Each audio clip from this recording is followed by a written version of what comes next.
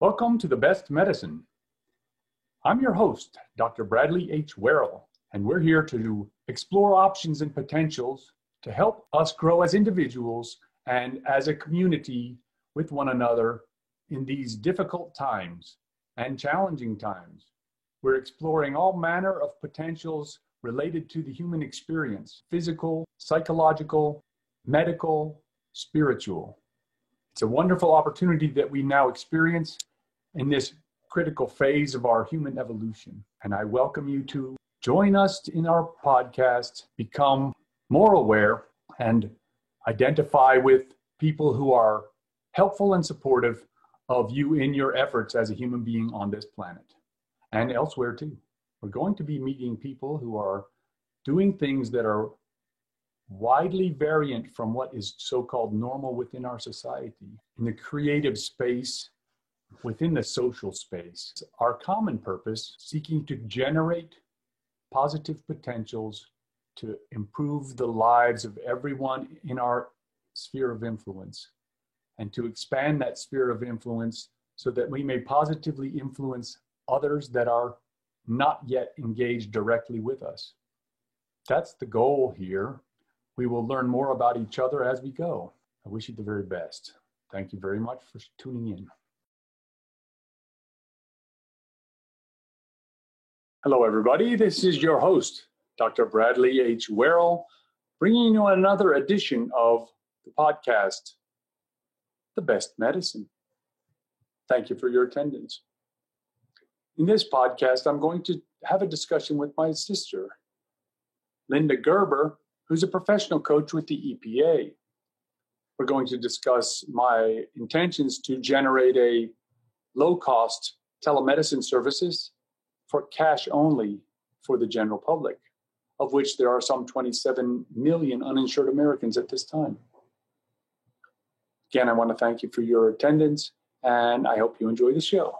This is my sister, Linda Gerber. She's a professional coach for the EPA. I don't know, how long have you been doing that? Well, thanks for asking, Bradley. I've been doing it since 2008. All right. Are you liking it? I do. You know, I asked myself this question, and maybe everyone should ask them, what is meaningful in your life?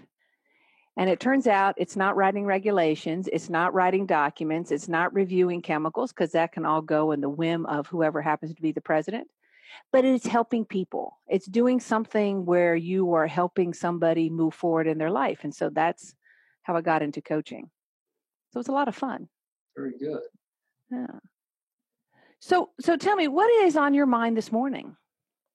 Well, so today I was waking up and I was thinking that I'm nervous about entering into this entrepreneurial activity that I'm working on, which is setting up the online medical services for cash only. Okay. And the issue is that I'm scared that I've got you have a fear of failure, I suppose. It's, am I doing something that is going to go into wreckage like about everything else I've ever tried? You know what I mean? Mm-hmm. And that's a disturbing function. And it's like, so I want to make sure that's not happening, mm-hmm. because that doesn't work for me. Yeah, I can imagine that's right. It's like I'm old enough now that I'm really like kind of overdoing that stuff. So I'm like, well, I was talking earlier to Luke Walsh and discussing it from a psychological perspective. Is it an ego attached complex that you're enacting, right? Which is like, okay, that is not proper intentionality at work. So I'm working on tests that are to make sure that I'm not doing something that's stupid. So this is a good point of clarification there. So coaching as opposed to the psychological realm. So when you're working with somebody in the psychological realm, they're going to have that conversation about why are you doing this and exploring what does this trigger back when you were 4 or 6 and you fell into the pool backwards and hit your head. So this is going to go into that kind of conversation, whereas coaching is going to have a conversation about where you are and the future moving forward. Okay. So that's a really good marriage of those two conversations. So the question that I would ask you is, you had talked about being nervous about going forward and failing, and your words were like everything else I have tried. Yeah. Super powerful, right? That's heavy, heavy language. So you've given this a lot of thought. So what are you doing differently this time that you didn't do last times? It's interesting. It's like the one of the things that I thought of this morning was that when I was recycling tires and went bankrupt, during that period, I was stomping on a tire, stood on the machine and tried to stomp a tire bale down, and it was wet, and I fell. Ooh. And I fell in such a way that I hit my shoulder, my right shoulder, on a chunk of steel, and then I hit my head too. But it hit my shoulder so hard that I thought I had poked a hole in my scapula. Ooh. And it shocked the cervical plexus on the right hand side so severely that I was paralyzed, except for my hand. I could grab things, but I couldn't move the arm. And I was alone. Oh. And I was like, okay, I'm driving my little stick shift car, so I had to shift with my left hand because I could only hold the wheel with the right hand. And I was like, okay, but it's like this fascinating thing, because it's like I still have a shoulder issue, and I don't know if it's related to that, but it may or may not be. It doesn't matter. But it's like this. So it's like the issue is this: the right hand is for grasping things and particular things, like what you want, pulling it out of the air. Okay. Does that make sense? Mm-hmm. And so the left hand is like universal. I use it as it's a holder. But that's the opposite for left-handed people, as you may know. But whatever. It's a left brain, right brain distinction. But it's like, so I'm like this. So it's like I was thinking of it, and it's like this. It's like I don't go for it fully. I have not gone for it fully when I went for things in the past. Although I thought I was, maybe. Does that make sense? I did not reach as hard as I could. And so it's like, this is the issue here is like,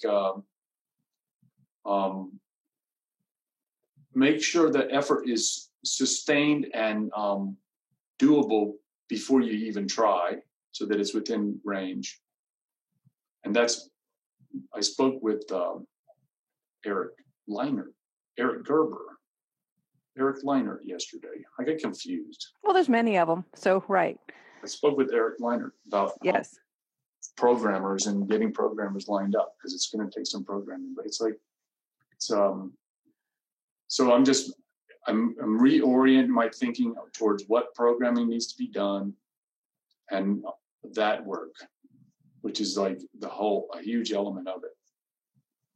But let me ask you, because that imagery you had of damaging yourself through a fall because you didn't properly recognize how wet the tire was, and you fell, and you were disabled on that one side, except you could grasp.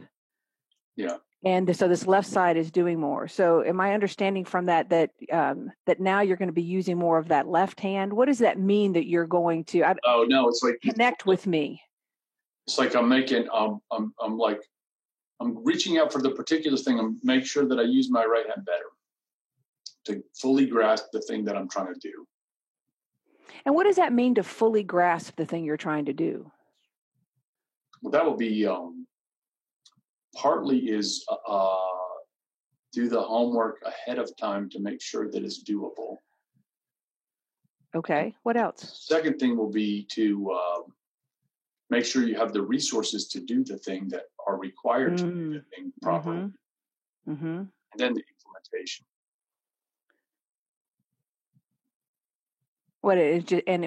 That's it, just implementation. So making sure you've done their homework, making sure you have the resources. Part of the homework is to make sure that I'm not doing it for psychologically improper reasons, which I'm pretty confident I'm not, but I want to check all the circuits before I start devoting too much resources. Okay.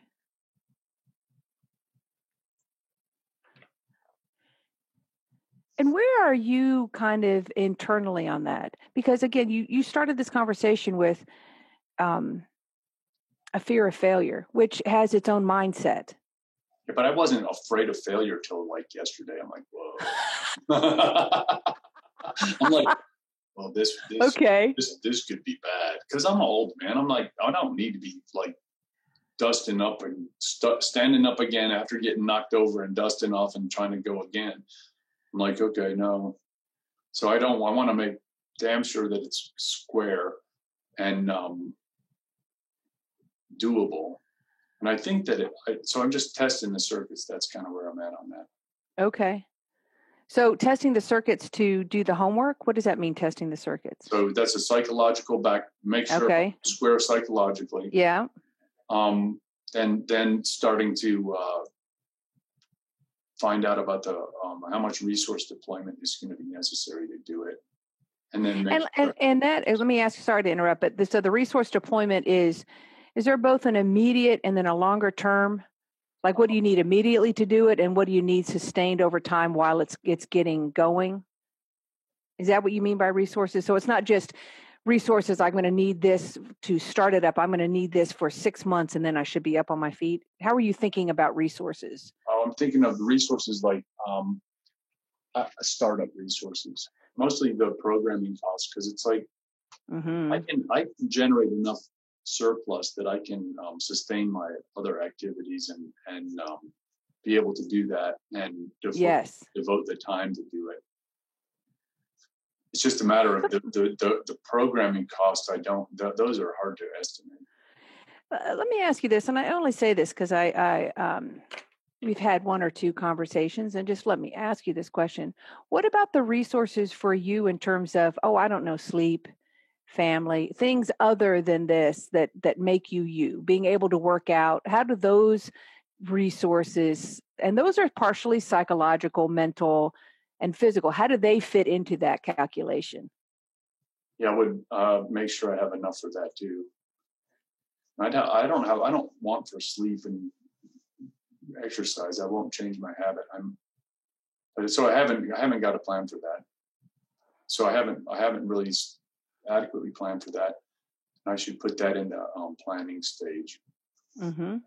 The issue is, so because there is a trade-off because I do other work and I will have to probably back off on that some, but it's like there's a potential there. I have some surplus that I'm not utilizing, which is okay. Some surplus that I'm not utilizing. And I only say this because I know that you wake up at 2:00 in the morning and you might go into the office at, 3:00 in the morning. And then, so what surplus are you not utilizing? I have evening time that I'm not utilizing.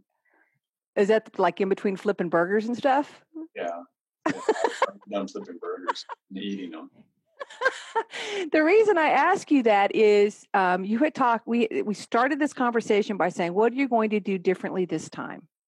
I know. And what you said was you're going to take a harder look at it to make sure the effort is essential, doing your homework ahead of time, making sure you have the resources.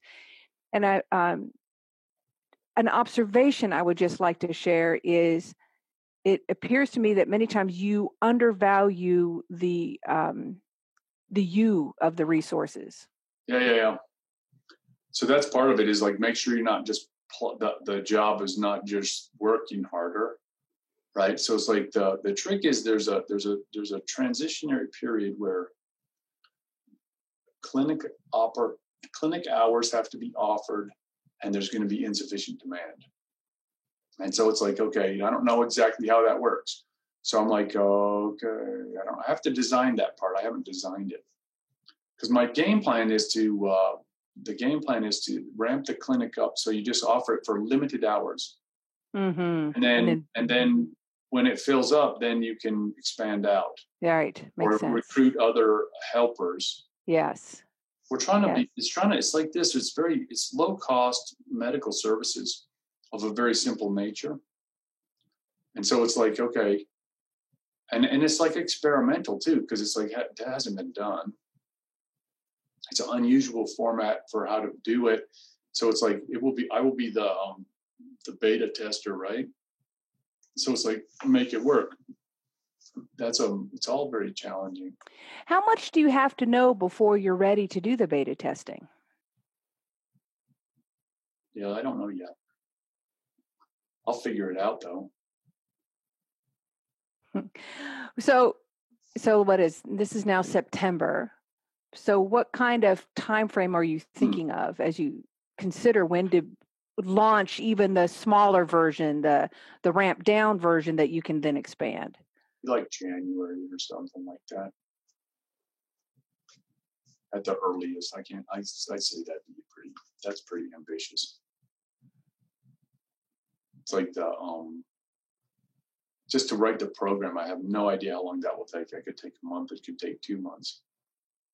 And they're like right now they're doing they're doing this back work, which this video will go to, which is the setting up the social media platform backdrop that is the reference point to which people who go, what exactly is this guy doing? Who is he, right? They're going to reference that material and go, okay, who are we working with, right? And that's the thing. And part of the job is the real interesting part of the job is to create the marketing part. And so the marketing part is how do I get young people who do not need medical services, who need jobs, who have social media skills, how do I make them interested in helping me? So I'm making, I call it a game, but it's just a marketing system whereby they get paid to find people who need services and want services and utilize the services. So creating a marketing system that goes with the thing that they can own and they can do it. And so they have an incentivized system to cause their interest to be aligned with mine. Makes sense. And, they have that whole thing now, that games theory that applies to far more than just online games. It's using that same kind of, what do we want to say? Using the same sort of triggers and mechanisms to get people engaged in wanting to play. So that makes a lot of sense. Yeah, I thought about talking to someone who designs games. I don't know if that's necessary or not. It's like that. It's an interesting thing. That's a reticular activating system, right? The reticular activating system is dopaminergic pathways. They call it the reward system. It's not really the rewards, but it's your interest in what activates you, right? It grabs your interest. What do you pay attention to? That's it. So that's what I'm interested in. And it's like, yeah, we need to use that instead of for Facebook or something like that. We need to use it for something positive. Right. You're absolutely right. So we've identified a couple things that you were thinking about in terms of resources. You said they're personal resources. You need to give some consideration and put a pin in that. So we stuck a pin in that. And then I'm also wondering about goals. So I asked you the question of when is the time frame where, okay, I'm targeting, we're going to roll out with the smaller system in January, whatever. Right. So how does So goals, it's like, so I have multiple licenses in a multitude of states. So we would roll it out for those states, and then we would test it until we were satisfied with the functionality of it, which could take 3 months. Because I should be able to know if it's functioning properly within that time frame. So does that mean you should know in March, April? That seems very reasonable. And then we will be able to recruit additional help as necessary. And that part of that will be there will be an interest alignment so that there will be people to help do the recruitment because they're going to get paid for helping do recruitment. And in the meanwhile, you're going to continue working at the hospital and doing your stuff online. That's what I think. I do a lot of extra work online right now. So it's like I do extra hours. And so it's like, well, we'll see how it all pans out. Because I'm like, I kind of cut back to do interviews like we're doing here. So this will be 2 this morning, and then I do 1 in the afternoon. And usually on Mondays, I will do training instead. And I take 2 Wednesdays off as well. So I still have additional hours that I use for the purpose of just additional online hours. So I can adjust those additional hours and use them for my own purposes if I want. So I'm not obligated. So I don't know exactly how it pans out. So I plan on keeping doing my 2 times a week with the CrossFit people and not changing that. Well, whereas you are immensely professional and obviously very well, what do we want to say? Very well versed, and you've done a lot of thinking about this. What are you thinking? Like, what is the inside Bradley? What is going on inside Bradley as you think about this opportunity, the opportunity to get away from more frustrating things to more rewarding things, but life keeps sucking you back to these other things? How does that all interplay? It's interesting. The function of the function of it. I'm trying to establish a larger organizational system that is for the public benefit, called the res publica, okay, which means a public thing. And the res publica will own the functional unit of what I'm talking about, clinical function, which is a small element of it. But the way I see this functioning in that context is it should provide enough benefit to support me and my work, and then additional to provide significant financial as well as in public interest to attract attention and act as a marketing platform for other beneficial uses that are going to be applied towards the public benefit. That's how I see it doing it. So I'm trying to organize a larger system that will allow the public to benefit, but this is acting as an amplifying unit. Plus, it gets me out of all this nonsensical stuff that I don't like. Right. What else do you need to be thinking about? I know in previous conversations we discussed mission statements, or we can call them elevator speeches, or other things that would be helpful to kind of encapsulate what you're about and what this effort's about.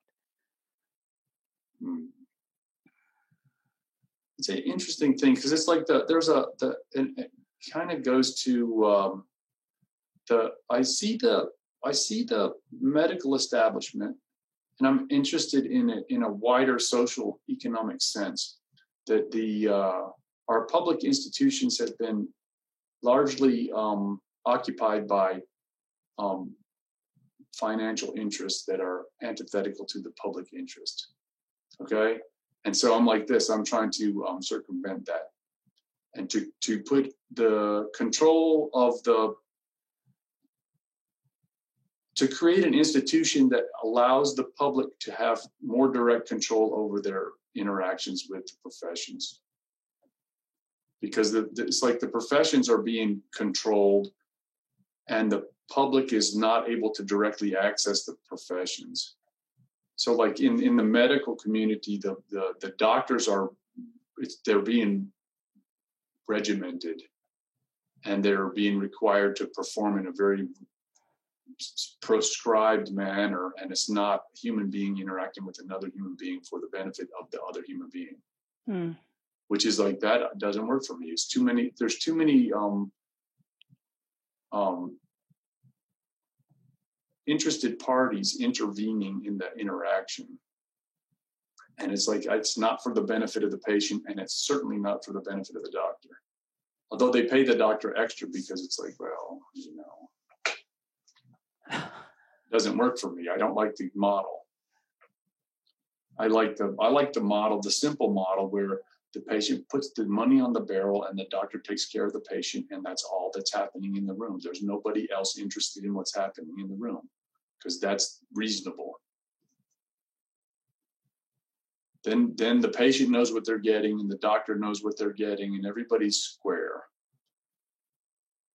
And then the doctor is responsible to the patient, only the patient.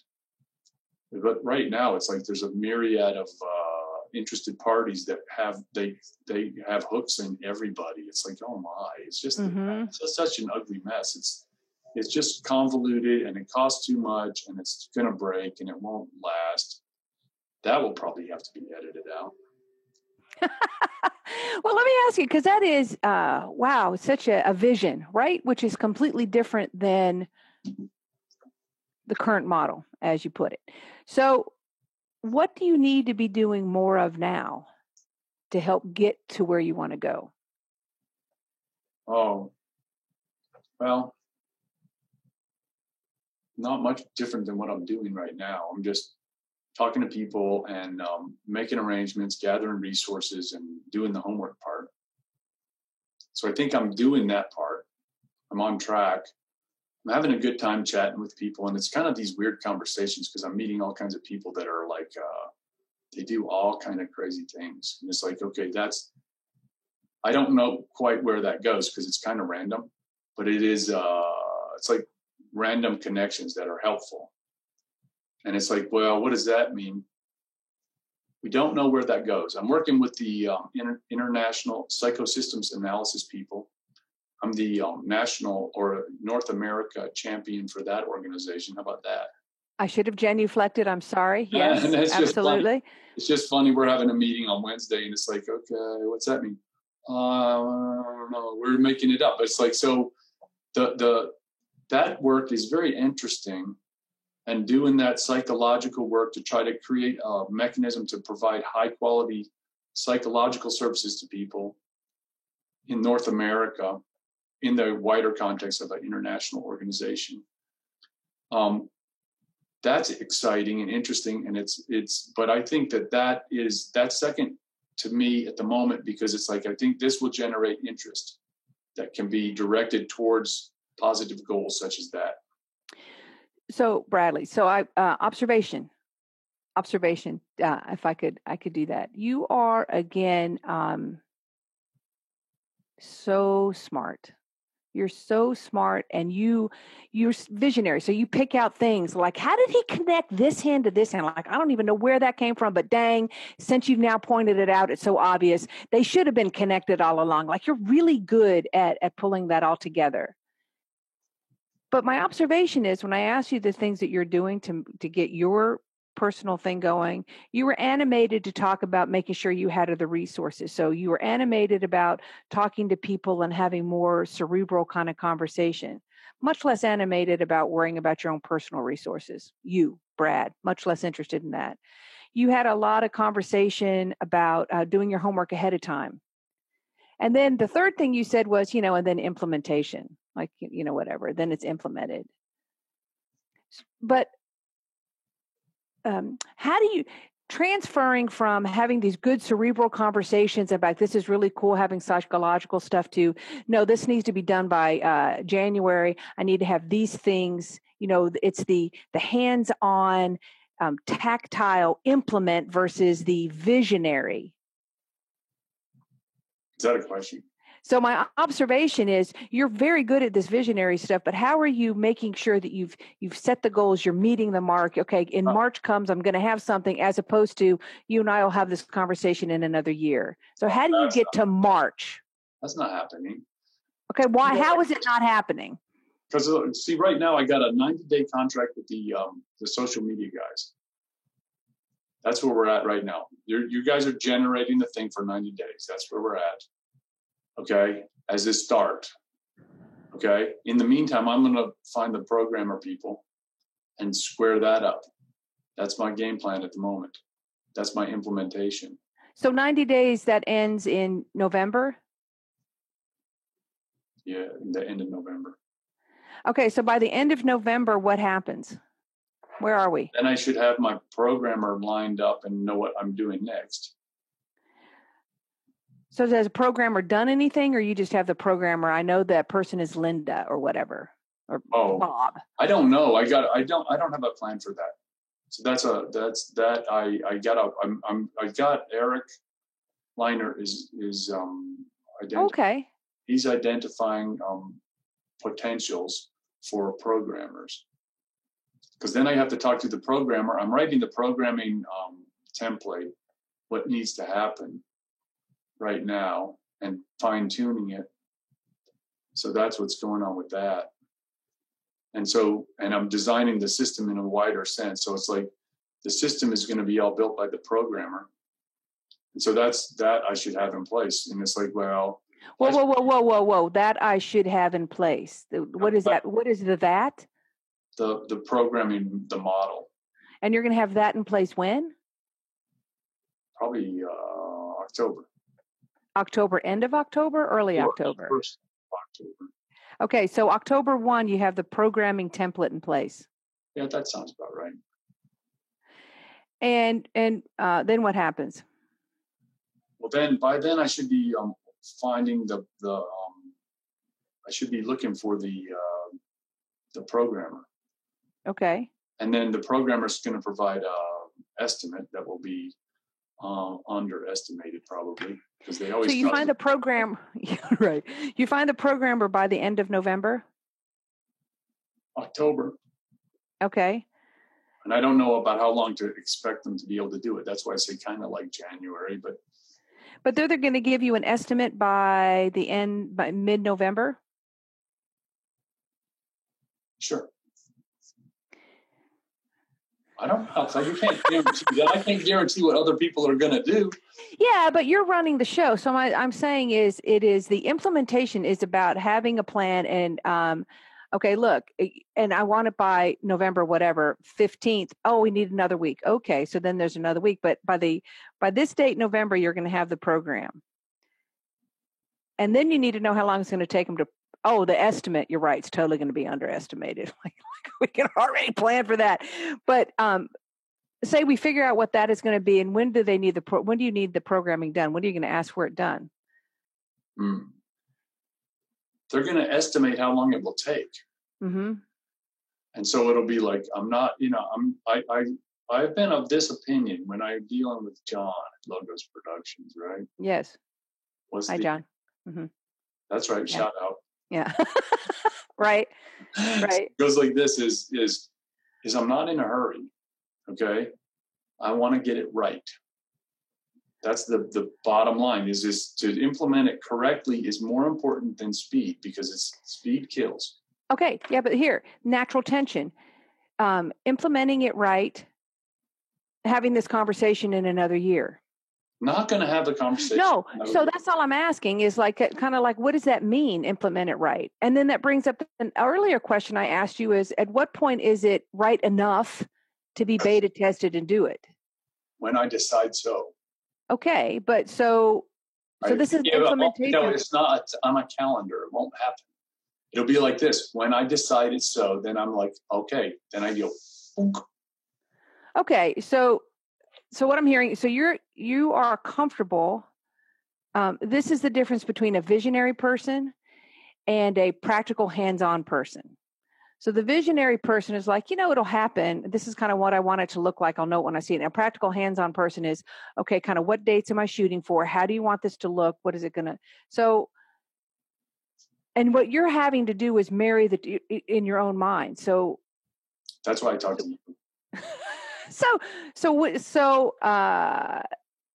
So may I just offer that maybe that's something to think about? Like, do you want to have this? Do you want to have this discussion? Okay, by March it should be, pretty good. Like, at what point are you going to tell yourself, "My God, this is dragging out for dang ever"? Look, it's April and I don't have the program yet. No, that won't happen either, because it's like that one is that's a hard line. Once I pull the trigger on getting the program will have a finite date. And there will be a guarantee on that one. So it's like. So what happens after you get the program? Then we implement the installation of the software on servers and fire the marketing team up. So what do you need to have in place in order to fire the marketing team up? Part of it is the program. The program is necessary. Yeah. And then the marketing team is the team that is Logos Productions right now. So they're already doing the preliminary marketing work by generating the videos that the nice people that are watching are watching. Shout out to the nice. They're awesome. But you need to have, what I'm trying to say is the marketing team, sure, but then you need to figure out, you talked about the limited states that you could select that this could be beta tested. You need to know which ones those are. Like you need to select your states. That's easy. So it's like this. So the thing will work like this. From the interface of the user, what state are you in? You have to push a radio button, okay? And the radio buttons, only the active ones are the ones we have a guy licensing that is ready to work with you. So if you're in Hawaii, where I do not have a license, you cannot click it. So you cannot enter the clinic. So it would be maybe all the states that you have a license in already at that point. That's right. Okay. That's right. So then how do you know that it's working, that it's effective, or that you need to tweak it? Like what do you track so you know what that looks like? You track when the patient enters the facility. So time. And when they leave. Okay. And then how many there are. Okay. There will be also like how many are turned away for whatever reason. Because there's going to be a limited function there that is not all the people. And it's like if we're turning away a lot, that's a problem. And it's like I need to know why they were turned away. Yes. Right. So we're going to track that stuff. Mm-hmm. But there's only like eight basic sets of problems that we're going to see, which is the real basic bread and butter, primary care, urgent care problems that are common that people have. And it's like, if you have something too weird, we're not going to even bother it. You don't even get to push. You don't even get to come in. We're not going to take your money. We won't take your money. So it's like, it's going to be quite interesting. I think it's a good model, and I think it's more efficient. It's just a little bit of a challenge to build it. And the thing is, it's money. It costs a lot of money to write a program. And it's like, we did this before, and the program was quite significant in terms of a hefty dollar price, which is what made me more nervous. Because I'm like, okay, we're looking at getting to the chopping block and dropping some guilders. But the cool thing about that is the guilders, and I like that whole reference, A+ for you, guilders. But I also like to point out that is knowledge you gain from a previous opportunity to gain knowledge. Like the first time you wrote a program or had I'm sure didn't know the full Gilder ration that it would be, but now you have a sense of, okay, holy cow, that was like 5 bags of that stuff. So at least now psychologically you have some more information of, okay, that's going to be a chunk. So also the other thing was we were building a telemedicine program. We spent $50,000 on programming. And then we decided we could not take it off the shelf, because if we did take it off the shelf, we would get lightning from the established order, which would say we were engaged in unprofessional or unethical conduct. So which is what we are concerned about at this time in the construction of this one. So I'm like, it's all relevant. Knowledge, pain, learning, pain and suffering that has been escalated to exaltation. So how do you increase the value of that which was painful, right? So you turn it into experiential value. That's exactly right. And so those times where it didn't quite hit the mark or it didn't go the way you wanted to, what great learning can be mined from that experience. Super smart. That's awesome. So that's what's going on. And it's like, okay, this time I'll implement. Plus, the other advantage I have at this time is I've been doing the telemedicine. I'm on my 4th year. Yes. So I have experience on what exactly is going on in that world. And so I'm like, okay, I've of all the people, I don't think anybody that I'm aware of has done as much as me. There's a couple of people that are senior in that organization that I work for that have done more than me, but it's like I see lots and lots of patients, and I'm very busy doing that work. I enjoy it too. Yeah, and you're good at it, and those conversations that you reflect on during that allow you to have some personal time, and you get to be you. You get to have conversations that you would like to have, which is terrific. So as you reflect on the conversation we have had so far, what are your takeaways? Well, it's like to make the more particular time scales. That's useful, very useful. The other thing I'd like to point out, and I'm noticing your lippage being very pursed there, is yes, that you had mentioned early on that one thing you had not given much thought to, but you probably should, were those personal Dr. Brad resources. Oh yeah, no, I'm spent a lot of effort thinking about that this morning already. Yeah, I'm working on that, and yeah, that's right. And it's like I haven't got enough information to parse it out, right? Right. And it's like the other thing is how I think that I can get assistance from. I can amplify the beauty of the system that I'm developing here is that it's scalable. Yes. And so it's like the scalability of it is I can recruit assistants as necessary. Right. And so I have great confidence that we can make it worthwhile to assist me, so that I don't get swamped. And so that's all. That's the bottom line. And it's like this. We should develop enough resources to get assistance at the things that I'm not good at. Yes. And to do the things that I am overly proficient at for this task, because this is a simple task. What is this? Take the medical part of it. Okay. It's very straightforward. So it's like, okay, so I'm like, I can get assistance to do that. And it's like, okay, the marketing part, I have no proficiency at, and I have capable assistance with those guys. And so it's like just designing the whole thing to make it work, right? But the third part, you have no fail-safe.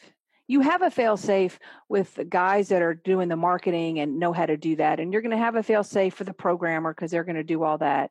You have the fail-safe for your own experience as a doctor and being able to do that. But there's no fail-safe that you've talked about that preserves you and your time and makes you, Oh, that's just a thought. It has to work well enough, and then it should free me from my other activities. So it's like it is its own fail-safe. If it works, it takes me out of these other activities that take time.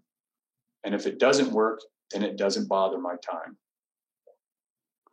So maybe that's just something to think of going forward as you work through this. Oh, look, the entire month of October, I got, I wasn't able to do this or that, or I had to sacrifice this for this gain, or I was getting no sleep because I was so worried, whatever.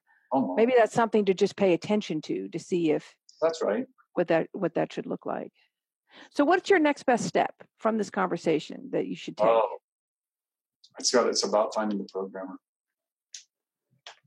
Which you've initiated with having that conversation with Eric. That's right. And we'll see about that. I don't know about depending on him too hard either. All right. We did have the conversation, however, because the temperature went down in Austin, but he still was able to wear flip-flops. Right. Well, that'll make him happy. But it made him laugh. And it's like, okay, but so he said he was going to get back to me, and I'm like, yeah, we'll see what that means. Right. But it's okay. So I'm not going to depend on him overly much either. So I'm like, okay, I'll make some investigations probably Wednesday if I don't hear back from him by then. Smart. Because really the issue is getting a potential, maybe even a couple, lined up so you can hear would that be That's interesting? Right. That's right. Yeah. That's to right. Get some competition between them to see what that would look like. Yeah. Well, what can I do that would be helpful to you in this effort? I don't know. I don't know. You're doing fine. It's just try to. I'll just talk to you about it. Then you ask me about it, right? Is it useful? This is a totally open question. You could say, oh heck no, too. You could. That's a perfectly reasonable answer. Is it useful to have somebody asking you, well, what about this piece? You said you were going to get it done in November, and now it's December 15th. What is, to make sure things don't drop off? Is that a useful function? That's not bad. That's a good function, right? You got to have something that's like kind of holding your toes to the fire a little bit. Right. A little bit. Because there's nothing wrong with that. And it's like, it's useful because it's like, they're not like easy questions so much like that, but it's like, it's necessary because it's not supposed to be nice and easy. It's supposed to be just, it's part of being productive and good. Right. And that's it. Very useful. That's right. So it's like, and it may be annoying at the same time. But I'm agreeable when I'm doing it. So, that's right. It's pleasant. That's right. So who can complain? Well, awesome. So what does the rest of your day look like? Oh, shoot, man. So we do the clinic. Let's see. Hang on. I have to change screens, There we go. I'd like fight with the computer all day long. It's so annoying. Okay. So I'll see 1, 2, 3, 4, 5, 6, 10 or 11 people. Hey, that's good. And then I will go home, and then I'm going to talk to another fellow in the afternoon. You have another interview lined up. Another interview lined up. And it's like these. So John at Logos Productions. Right. He has a very strange job because he has all these wildly different people that are like, they're doing all these different things. So it's like he's some social engineer. He's a social operator. He like plugs you into those guys, talk to that guy, talk to this guy. And it's like, but I mean, fascinating. And I very much enjoy the richness of it. It's wonderful because it's like, I'm talking to a guy, I've never met him, and I don't remember what he does. And it's something very different from what I do. I spoke to one fellow who was a biomedical engineer who does artificial intelligence for imaging, radiological imaging, diagnostics. Right? I'm like, wow, that's craziness. And what is the purpose of these conversations?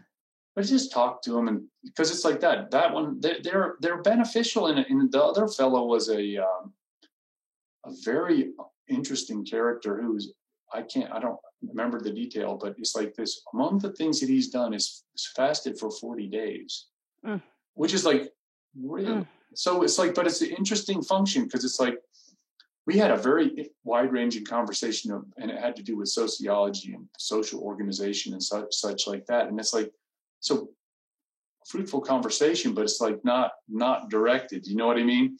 So it's like, what's the purpose? The Dr. Toth is the gentleman's name, who's the biomedical engineer. And it's like, so I want to work with him because one of the things he had was he's interested in gaining databases, patient data that is to make better artificial intelligence to do the job that he's trying to do. But the problem is the data is controlled by the corporate interests. And so it's like, how do we liberate the data to get it to the researchers to create things in the public interest? So I'm like, I can work with that fellow. And it's like, my goal is to make sure that the information is properly scrubbed so that there's no other information leaking out about that patient. Because I'm like, anything unintended. Yes. Unintended by, see, that's that's a very weird question to suggested, which is like unintended by whom? The patient's not allowed to even know about it. I don't know. And data gets lost all the time. So it's like this comes to the corporate interests having their own interests at heart. And it's like, they're going to sell your data and and contract it out. And there'll be like a whole bunch of legalese, right? And it's like, it'll be a long thing and you won't even know about it. And your data's sold on the dark web. I'm so offended by this stuff. I'm like, man, you guys just.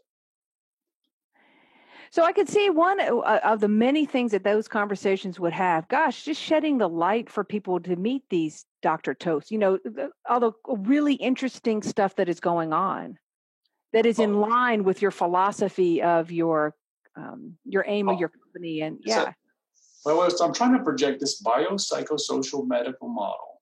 The bottom line is to try to orient the interactions that people have towards a mechanism to understand. He calls it a stack. So the biological, the physiological, the psychological, and the spiritual elements of a humanity, line it all up and make it work right. Because it's like every level interacts with every other level. Right. And information is transformed up and down that chain. And so the issue is to identify problems and then fix the problems so that the chain works properly and that person can enjoy their life better. And that's the game. And it's like, so some of the things that they work in a largely psychological realm, but they're specifically intended to work with the medical realm, which is why they hooked up with me. Or I hooked up with them, or what, you know how it goes. There was some hooking, yes. Yes, and it's like the I'm interested in generating systems to help people at other levels that are not related to psychological directly, but they're more biological or physical. In addition to this, you know, there's all these little elements, and so it's like, so I regard it as a very universally applicable model. And so it is, there's nobody that I would want to talk to or would not want to talk to. Everybody has something useful to say and to add in. So it's like, exactly what? Well, I don't know. And I'm not going to be too discriminatory. I'm like, I have enough spare time that I can talk to another guy and see what happens. And it's interesting. And maybe that's even better because there's no nothing particular I'm trying to gain or learn or get, but it's just the connection. It's making the connection and seeing where that goes. That's right, and it's an exploratory process and kind of an intuitive function there going on. Yeah, that's right. But you know, it is amazing to me when you start talking about this stuff. You personally also get so much more animated. Your affectation completely changes. So your father would be very pleased, I think, because you're actually a teacher at heart. When you were explaining things, you're an educator, right? You're a medical biosocial educator, it's leader, visionary. It's interesting because like I was talking to them about it yesterday, at the seminar with those nice people. And it's like during this seminar, there's an issue, which is we talk about the anima or the animus in women, in the anima in men. And it's like what attracts your attention, which is activates your reticular activating system, right? And it's like the issue is that it's like among the things that I did when I sort of shut down and started doing online work, and I was trying to make the business go, and I gave all the money to the business to try to make it go. And so I was only interested in working with the patients, and then I allowed myself to do research on whatever I was interested in, even though it was forbidden by such gatekeepers as your dear father. Right. And so it was like when I allowed myself to overcome that initial reservation, then I was able to engage that system because it's like that animated me. Right. Because I can study the things that are interesting to me and not the things that I'm supposed to be interested in or something like that. Right. Well, so it's like I keep doing this and it's like, OK, I keep allowing myself to do the thing that is otherwise forbidden. Like this thing that I'm doing it's like, oh, it's otherwise forbidden. It's very interesting to me. And it's like, I don't care. Wait, when you do that, that is so fascinating. Do you still have to jump that hurdle? Like, is there still part of conformist Brad that would be like, and then you're like, I don't even have to jump that hurdle anymore. I just barrel right through that bad boy. Even no, that one is the one looks like this is you don't want to be like barrel through because it's like you don't know why you're doing it. You got to make sure you're not doing it for something else. And the interesting. There's like you can't make it so it's like ego amplification. Okay. Mm-hmm. And I was talking to Luke Walsh today about this, and it's like if you I'm not trying to project my name out into the world. I'm not trying to make $10 million. I got other goals that are public interest. Okay, that's what I'm interested in. and I don't care about the other parts too much as long as I can make my living. Okay.